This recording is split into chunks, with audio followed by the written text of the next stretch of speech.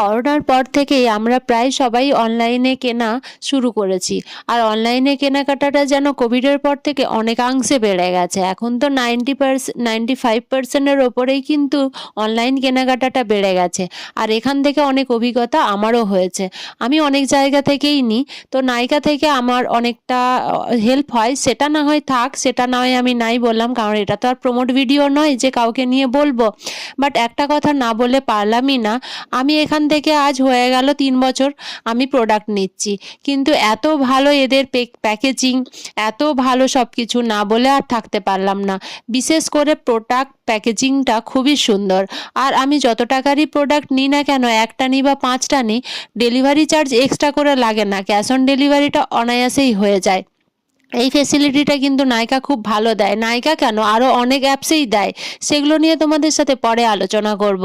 কিন্তু যেটা আমার খারাপ লাগে সেটা হলো ফ্লিপকার্টটা এতটাই খারাপ হয়ে গেছে এখন। চিরকালই খারাপ ছিল, কোনো কালই যে খুব ভালো ছিল তা বলবো না। এবারে এটা যার ওপরে মানে ম্যান টু ম্যান ভ্যারি করে, কে কীভাবে নেবে, কার কতটা ভালো সার্ভিস আসে। আমার ক্ষেত্রে যেটা হয়েছে, ফ্লিপকার্টে প্রোডাক্ট যেরকম ঠিকঠাক দেয় সেটাতে কোনো অসুবিধে নেই। আগে মানুষকে অনেক ঠকিয়েছে ফ্লিপকার্ট, কিন্তু এখন একটু কমই ঠকাচ্ছে। কিন্তু তার সাথে না একটা জিনিস খুবই খারাপ, তুমি যত টাকারই প্রোডাক্ট নাও, ক্যাশ অন ডেলিভারি করতে গেলে ওদের একটা এক্সট্রা চার্জ নেয়। শুধু কি এক্সট্রা চার্জ, মানে ডেলিভারি চার্জের সাথে সাথে আবার অন্য কিছু এক্সট্রা চার্জও থাকে। সেইগুলো এত বাজে, সে আর কি বলবো। ফ্লিপকার্ট দিনে দিনে কী রকম হয়ে যাচ্ছে জানো, এতটা বাজে সার্ভিস মানুষকে দিচ্ছে। আর প্যাকেজিংয়ের কথা তো আমি বলে শেষ করতে পারবো না। তোমরা হয়তো ভাবছো যে দিদিভাই তুমি তো নিয়েছো নাইকা থেকে, তাহলে ফ্লিপকার্ট নিয়ে কত কথা কেন বলছো? নাইকা থেকে নিয়েছি বলেই ফ্লিপকার্ট দিয়ে কথাটা বলছি, কারণ নাইকাতে না প্রোডাক্ট খুব ভালোভাবে প্যাকেজিং করে।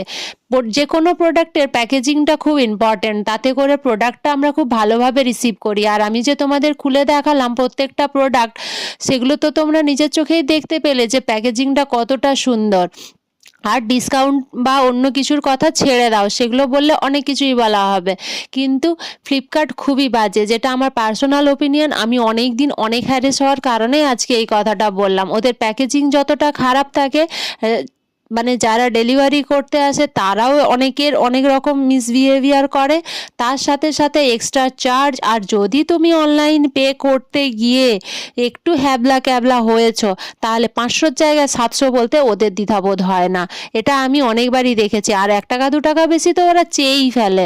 বলি কি, ফ্লিপকার্টে কি এরপর রাস্তায় বাটি হাতে নিয়ে বসবে? জানি না আমার বলাটা ঠিক হলো কিনা, কিন্তু অনেক বিরক্ত হয়ে আজকে তোমাদের সাথে এটা শেয়ার করলাম। আজকে কি কি প্রোডাক্ট নিয়েছি সেটা তো তোমরা দেখতেই পেলে।